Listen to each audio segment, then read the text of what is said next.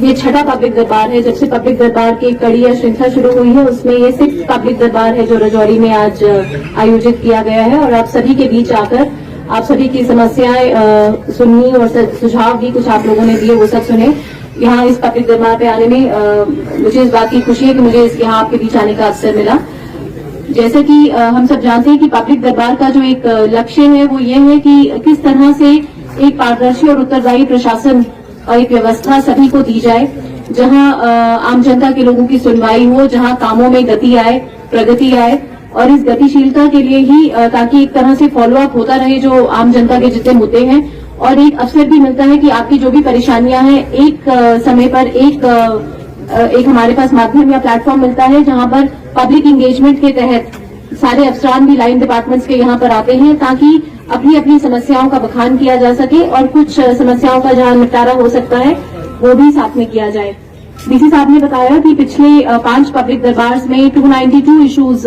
पेश किए गए, जिनमें 164 का डीसी साहब ने बताया डिस्पोजल किया गया। आप सबने भी जितने यहाँ सोशल एक्टिविस्ट हैं, डीडीसी मेंबरान हैं, बाकी अन्य लोगों ने जो बातें रखी, प्रमुखतः उन सभी बातों से ये भी सामने आया कि सोशल वेलफेयर डिपार्टमेंट और दूसरे अन्य डिपार्टमेंट्स में काफी अच्छी तरीके से कार्य हो रहा है, जिसकी सब लोगों ने प्रशंसा भी की। साथ ही आपके जो मोटे मोटे इश्यूज जो मैंने इनफैक्ट नोट किए और आई एम श्योर इसके मिनट्स भी डिटेल पे बनाए जाएंगे। एक ये पीएचई रिलेटेड जो पानी की समस्या बताई, चाहे वो हैंडपंप की रिपेयर का इशू हो या मोटर की रिपेयर का इशू हो, पीएचई मैकेनिकल विंग का इशू हो, तो डीसी साहब ने बताया कि कल ही उन्होंने इनफैक्ट जेजेएम का बहुत बड़ा एक रिव्यू भी लिया है और कुछ हैंडपंप्स 110 हैंडपंप्स की रिपेयर के अनटाइड फंड्स में से उन्होंने ग्रांट भी रिलीज की है। पर साथ ही ये समस्या काफी बड़ी है, कुछ फंड्स का इशू है और कुछ जल जीवन मिशन के जो प्रोजेक्ट्स हैं उन पे अभी काम शुरू हुआ है। तो जैसे ही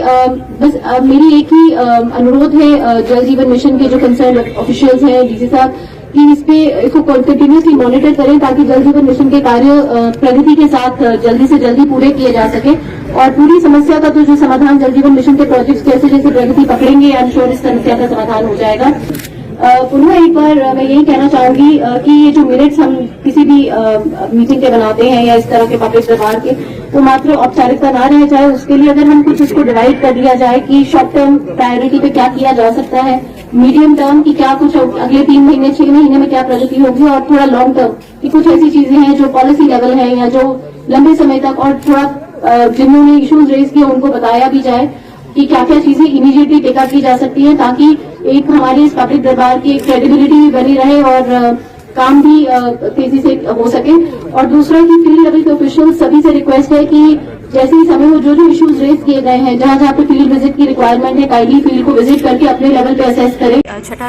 इस श्रृंखला में जो पब्लिक दरबार की श्रृंखला में छठा पब्लिक दरबार रजौरी में आयोजित किया गया और